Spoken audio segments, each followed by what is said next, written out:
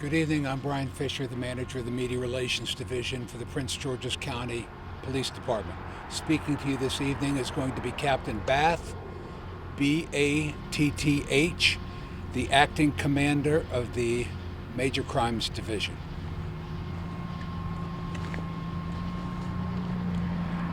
Good evening. Captain Bath, Acting Commander, Major Crimes Division, Prince George's County Police Department. Spell your name, please.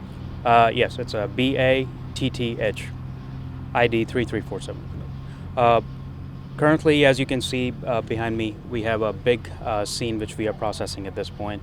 Earlier this evening, our officers were here during a candlelight vigil, which was actually being held for the alumni which got killed in a car crash earlier this week. And so there was a peaceful candlelight vigil which was being held inside the school. Our officers were outside in the parking lot as a police presence. At some point when the candlelight vigil was concluded, everybody started leaving the school area. The parking lot was getting dispersed. Everybody was leaving peacefully. And once majority of our parking lot was cleared, our officers left. And they were heading, after concluding their duties, they were leaving down the street when they heard gunshots. And they quickly turned around. They came back to the scene. They were flagged down by citizens who were actually performing life-saving measures on a female adult victim. At that point, our officers located another adult male victim. They started performing life-saving measures with the help of the citizens. They were transported to the area local hospitals, where unfortunately the adult male victim was pronounced. At this point, we are still in the preliminary stages of our investigation. So any questions, I can take one or two. Source tells me you all recovered a gun at the scene. Is that gun the weapon that was used to shoot these two people? We are still within the first 2 hours, and as the investigations changes hands, because first it was a surviving victims, now it's a homicide, so different investigators get involved. So at this point, we are still in the preliminary stages. As the information gets available, we'll update. Can you confirm that you recovered a gun?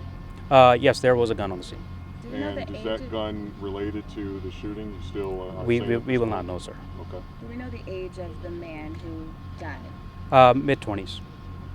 And the age of the woman? Mid-20s.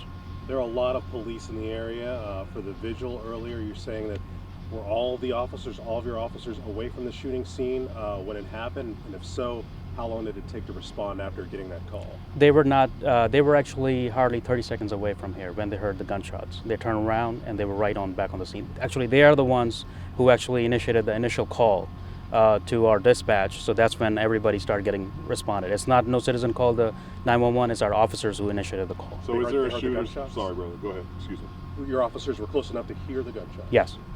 Was there a shooter? Is there a shooter on the loose?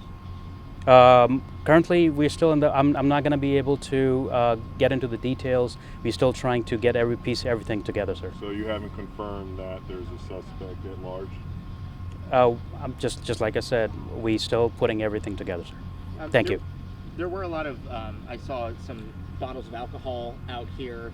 Do we know how any drugs and alcohol played a factor in this shooting? Yeah, this is what my investigators are doing right now. They are actually combing the entire scene, putting everything together. Everything is a part of evidence. So once we sit down later on, we put 2 and 2 together, then we get to the bottom of the investigation. Everything is very preliminary right now, and we're right in the middle of gathering evidence, and we'll have more information for you later. Thank you very much. Thank you. Thank you.